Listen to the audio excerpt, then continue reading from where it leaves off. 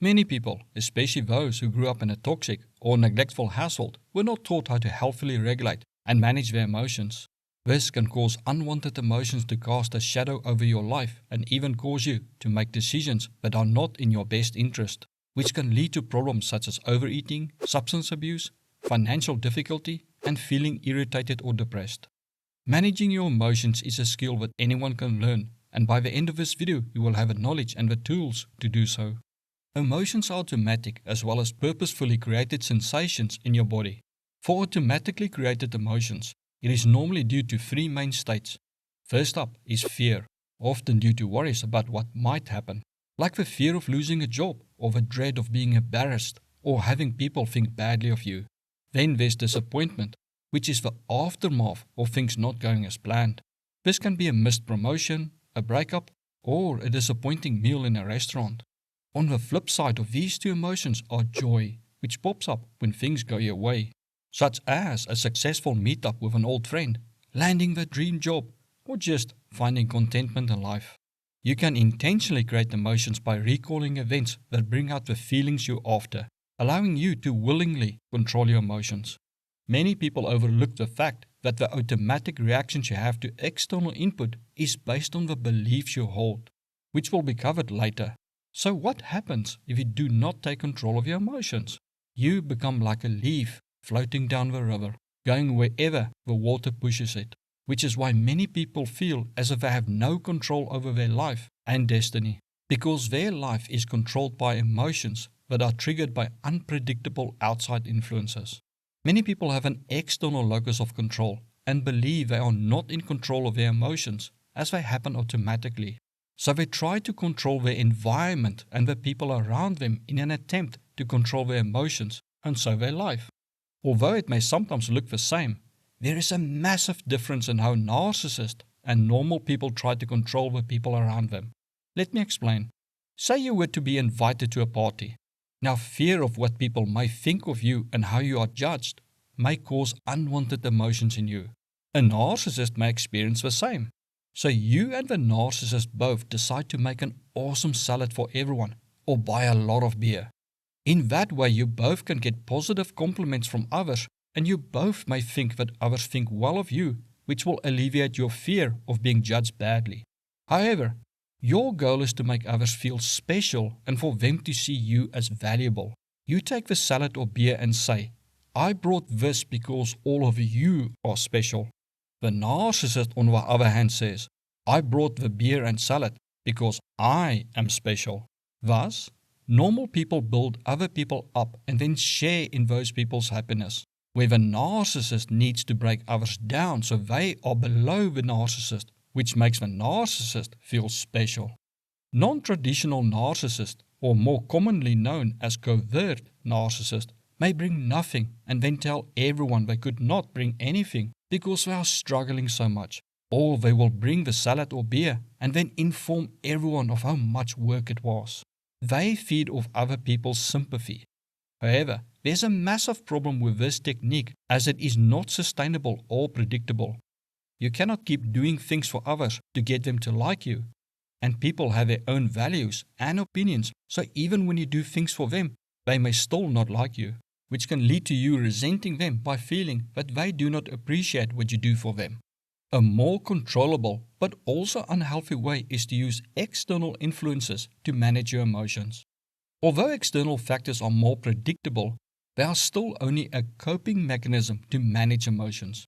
Unhealthy coping mechanisms include suppressing your emotions with food or prescription drugs, distracting yourself from your emotions with things like video games, movies, and shopping, or numbing the negative emotions with alcohol and recreational drugs.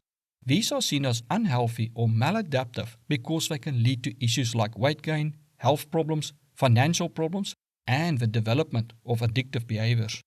Healthier coping mechanisms could be to suppress the emotions by exercising or just walking in nature. Distracting yourself by doing a productive hobby like crafting wooden items or baking, which allows you to immerse yourself in a fulfilling activity that allows you to grow as a person and maybe even be able to make money from it. Meditation and breathing exercises can help you release negative emotions while you recall positive events to re-experience those emotions, which will then flood out the negative emotions. You can also watch movies or listen to music that evoke positive emotions in you. Or you can look at old photos of happy memories or take a drive to places where you experienced happy times. Some people totally suppress their emotions and become stoic. While these healthier coping mechanisms are considered more constructive ways to address negative emotions, it's crucial to recognize that they still operate as coping mechanisms and they are prone to eventually fail.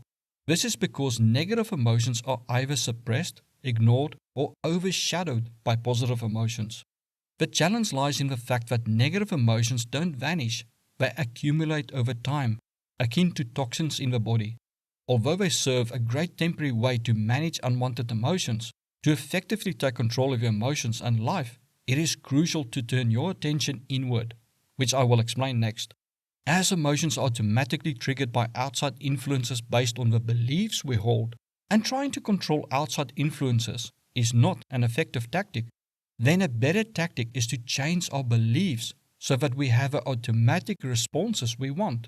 It is normal to, when you grew up in a toxic or neglected household, to form beliefs to protect you when you had limited power and autonomy, as well as had limited understanding of the world. But now, as an adult, these beliefs are holding you back or causing you discomfort. It's time to change those old beliefs with better ones. You can get to the root beliefs by backtracking your reactions and emotions to events. The first step is to categorize your emotional triggers. For example, consider a situation where you feel a surge of anger after a friend cancels plans at the last minute. Are you angry because you fear being unimportant to them? Or do you feel disappointed because you had expectations of spending time with them? Or imagine a scenario where you feel a sense of anxiety about an upcoming job interview. Is the anxiety stemming from a fear of not being qualified? Or do you worry about the judgment and opinions of others during the interview process? Once you realize the trigger behind the emotions, you can ask yourself, what do I need to believe about myself to have this experience? Or for self-sabotage, why do I not love myself enough to take the actions I know will benefit me?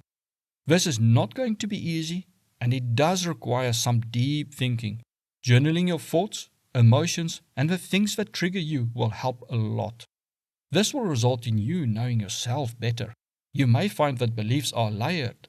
So you come to one belief, and then as you deal with it and it peels away, you realize there's another belief below it that the first was built upon. For instance, you may have a core belief that you are worthless. That may have allowed a belief to form that everyone hates you, which may have allowed a belief to form that if you ask for help, no one will help you. So even if you need help, you may not ask for it. And if someone helps you out of their own, you may feel uneasy because you feel you do not deserve the help, or you think they help you because they have ulterior motives. So you can ask, why do I feel uneasy asking for help? Which may lead you to the belief that everyone hates you. Then you can ask, why would I believe everyone hates me? Or what would I need to believe for this belief to have formed? You may then arrive at the root belief of I am unworthy of love and help. Let's go back to the scenario of a friend who cancelled at the last minute. You may believe that you are not important to people and that people only value what you do for them. The friend cancelling could be seen as validation of his fear. The first step is to find out why they cancelled. Maybe they had an emergency and it had nothing to do with you. But if they did not have a good reason and just do not care about you, instead of seeing the actions as validation for your belief, you can rephrase it. They did not cancel because you do not matter, but because they do not value people and have not learned to consider other people's feelings. This rephrasing is what is often done in CBT techniques. This helps you change your experience and understanding of the event, which changes your emotions to the event. The next step is to challenge the actual belief and replace it with a more constructive or supportive belief. You can challenge it by asking for proof that everyone in the world hates you. Have you really met everyone in the world?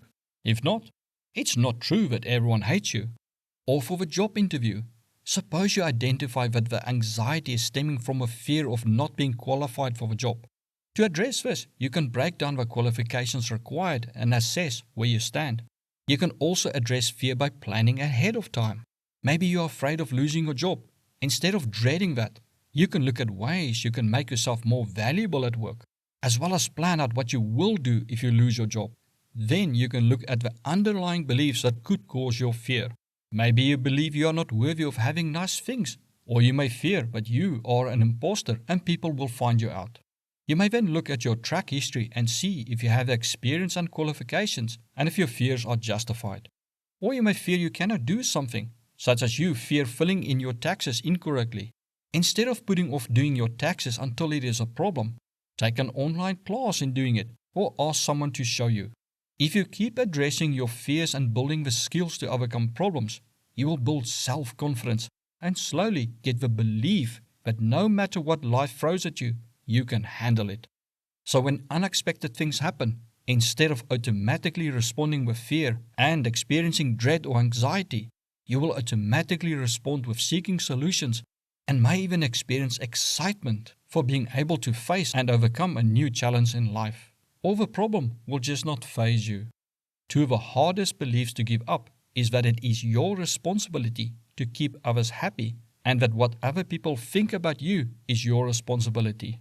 People are free to think what they will. No matter how nice you treat them, they can still dislike you.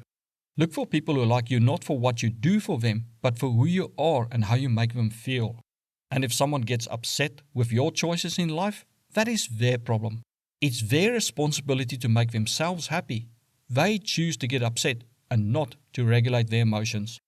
So the goal is to address the beliefs that trigger negative emotions and to address them so that they are no longer triggers. This way you do not need to constantly suppress or manage negative emotions.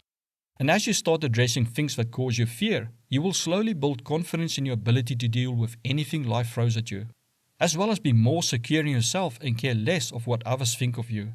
And as you start to realize that other people may not always meet your expectations, you can start to accept them for who they are, even though you may not like their actions or words.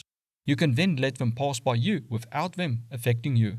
This will also allow you to determine if that person serves a positive role in your life and if they are worthy of having in your life, or if it may be best for you to lessen the contact you have with them or possibly allow them to go on their own journey in life. Learn more about narcissism by watching the video suggested to you right now.